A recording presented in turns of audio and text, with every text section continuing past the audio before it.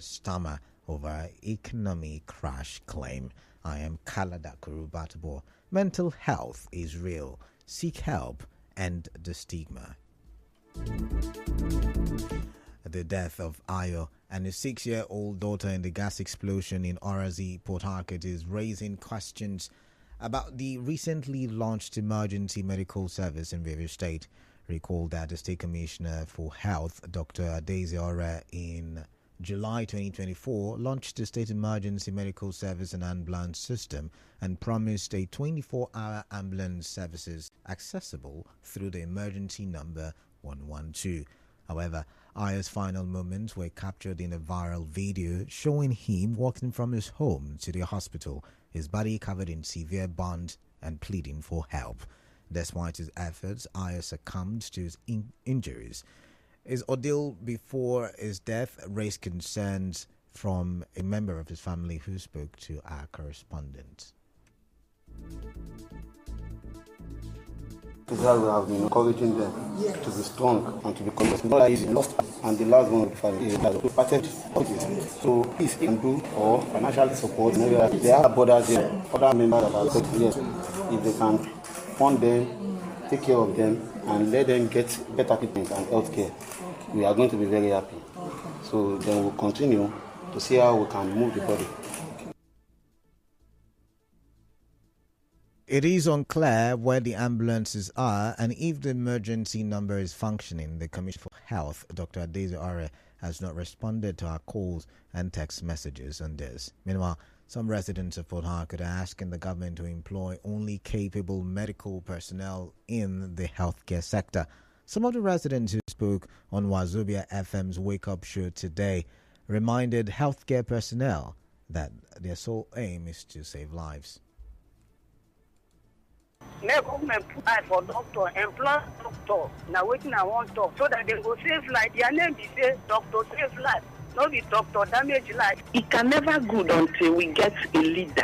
We go lead by example. If we not get that leader, it can never be. Because the government will tell me say they don't get the capacity to trace those doctors the way to do those things and those nurses. But because they feel I don't care, they let they go to the hospital. They are relatively they go to the hospital. That's why they don't even care. The implementation will start from you. When it starts from you, things will be better. You can't tell me that if the president of the country is taking treatment in this country, then our health sector will not be okay.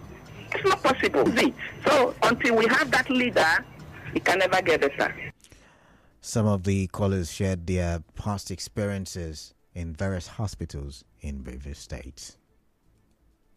Oh, and they shoot me that gun and then carry off. They will most tell where they gone. So they carry off go hospital. Their name be say we no feed. Now the name of many the house we no feed. They don't go try. They don't go check you. Say they go to push you. Then a policeman will help somebody to hospital at the end of the demanding money. And you know say that life can lost because of say you can give the person first so that you will see what we do or the family of the person will do. But Nigeria hospital cannot be like that. I remember when I carried my friend go to the PMH the other time. My friend when I tell you say he died so now. And I said that PMH he died. The way they was doing the other day, I see so many lives lost the day they had the job because of what? People made them they put different people. Whether are you may ask people they different. Somebody where they work for men making they different. Not this one doctor who they work every day damage people. Moving on, the Commissioner of Police in Rivers State, CPO Lugbenga Adekpoju, has charged officers of the command to ensure zero tolerance to corruption and human rights abuses. CP Adekpoju gave the charge while decorating newly promoted officers of the command at a police officers' mess in Port Harcourt. He urged the officers to demonstrate greater dedication to their duties. CP Adekpoju also charged the officers to use community policing strategies in their places of work. Correspondent Emeka Otuka reports that the officers decorated include 40 chief superintendents of police, 21 superintendents of police, and 58 deputy superintendents of police.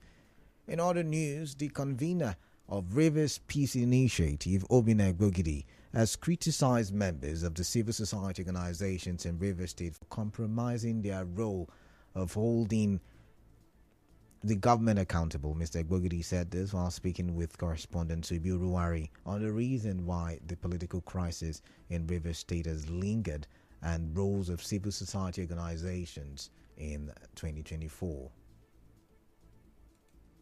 The crisis has created a deep divide within the civil society. Instead of serving as a neutral force for accountability and progress, civil society leaders have become entangled in the political fray, taking sides and silencing the voices of reason. This fragmentation has further weakened the ability of the people to hold those in power accountable and to demand the changes they deserve. We must acknowledge the role of our elders who have not been able to provide the guidance and wisdom needed to navigate this difficult period. Many of them have been compromised early in the crisis. He also advised the political class in the state to stop allowing external forces to determine the direction of the state. On his part, the communication manager of Social Action, Peter Mazi, attributed the performance of the civil society organizations to the polarized political structure in the state. Mr. Mazi also explained some of the challenges faced by the civil society organizations. Problem that the civil society had is striving to maintain neutrality and prioritize the collective interests of the people of Rivers State. But the deeply fractured and polarized political landscape poses a significant challenge. It's as if you must take sides. As neutrality is met with suspicion and profiling by politicians. So if in that case you find it difficult to, it seems as if it's difficult to maintain a neutral position. But the political culture kind of prioritize personal interest over objective progressive governance. The political stakeholders in Eli Brada community in Emoa local government area, under the auspices of Eli Brada Renewed Hope political family, have reaffirmed their loyalty and support for the leadership of the SCD Minister Nyesom Wike as the political leader of Rivers State. The group, in a communique signed by PDP stakeholders, Professor Vincent Wali, Ndidi Beke, Prince Owo Rosimini, Bright Josie Elendu, Samuel Douglas, and APC stakeholders Wekweri Beke, Prince Bom Subilo, and Azubike Igbere at the end of a New Year / thank you meeting organized by Professor Vincent Wali for both PDP and APC leaders, commended President Bola Tinubu for the appointment of their illustrious son, Professor Vincent Wali, as Director Weather Forecasting Services, Nigerian Meteorological Agency NIMET, as well as the recognition and elevation of their leader and former Chief of Staff, Rivers State Government House, Chukwuemeka Woke, as the Director General, National Oil Spill Detection and Response Agency, NOSTRA. The stakeholders therefore resolved to remain loyal and committed to the leadership and instructions of Nyesom Wike in the politics of Rivers State and Nigeria at large. We'll go for a quick break. When we do return, teacher arraigned for physical assaulting people in Lagos State. Do stay tuned.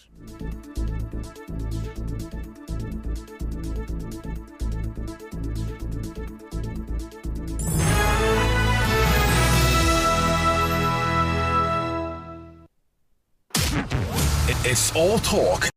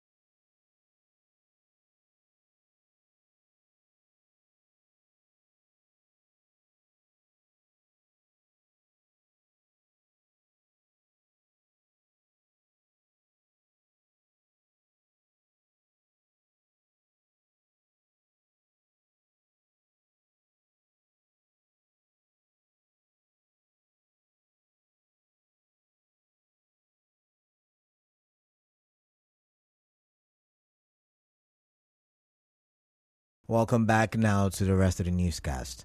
An agricultural stakeholder, Charles Okoro, has charged the Rivers State government to implement the anti-open grazing law passed by the State House of Assembly. Mr. Okoro, an agricultural consultant, said this while speaking with Correspondent Onyeka Chinwosu on the challenges and gains in 2024. He said the governor should ensure that the law is no longer seen as a mere political tool. The farmers should be the governor on his own part should have what we call grass awareness across the 23 local governments. For the farmers, take their views, what they are, their challenges are farming. It is not issue of being at their office and developing program. And the program of proposal does not into the demands of the farmers. So the governor should do a holistic view on that aspect so that the farmers will do something. Mr. Okoro also wants the state government to stop abandoning farmers who are affected by flooding. Then on the aspect of flood that ravaged rivers in the last generation, I'm of the view that the governor should have make the report of the flood known to the public so that we'll be able to really ascertain, prove, and the after effect of the process so that people will be able to know how to mitigate it. And some of those farmers that must have engaged in loss, some of them collected loans, the government of Rivers State should be able to at least find a way, have a soft landing for this defaulter, at least by giving them, if it is 50% of the loan amount, at least the farmer can now for the remaining balance of 50%. The agric stakeholders said the governor's recent promises and the 2025 budgetary provision for agriculture gives hope. Pronouncement of the governor that by 2025 is going to key into agriculture, and by virtue also of his budget provision for agriculture, it now means that at least we are seeing a light that he will do the needful. Mr. Okoro further faulted the timing for the provision of fertilizer for farmers and called for improvement in 2025. Rising operational costs, unpaid loans, and the poor state of the economy have been identified as key factors driving the closure of private schools across the country. An education consultant, Grace Phillips, made this known to correspondent Martha Okere while raising concerns about the shutting down of schools. Dr. Phillips said owners of private schools are the biggest employers of labor and should have access to funding and other incentives to enable them run effectively.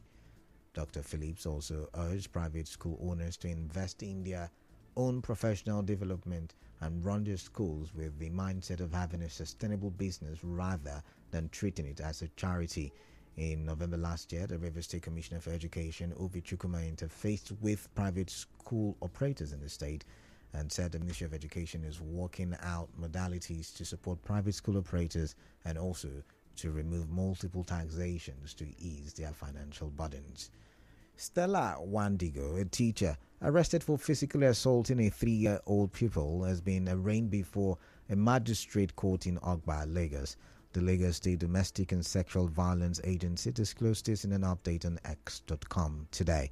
Wadigo, who was arrested after a video surfaced online showing her repeatedly slapping the 3-year-old pupil, reportedly pleaded not guilty to the charges read to her.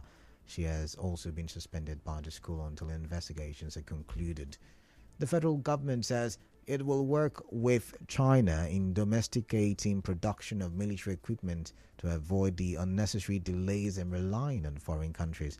The Minister of Foreign Affairs, Yusuf Tuga, said this when he received the Chinese Foreign Affairs Minister, Wang Yi. Mr. Tuga said private military companies, no matter where they are coming from, are not the solution to tackling the country's security challenges. The minister reiterated the government's opposition to the use of foreign mercenaries in tackling its security challenges. Now, let's take a look at the international scene.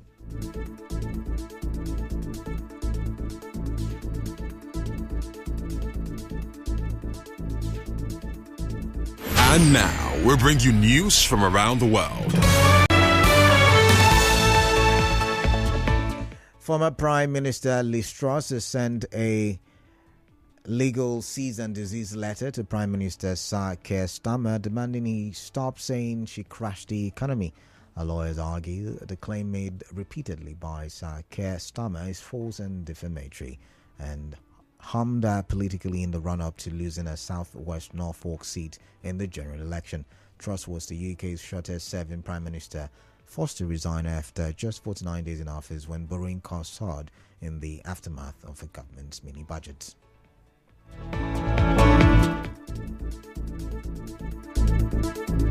And now a quick recap on the news this evening. You heard Port Harcourt gas explosion tragedy has sparked concerns over emergency medical services in River State and the priority of healthcare personnel.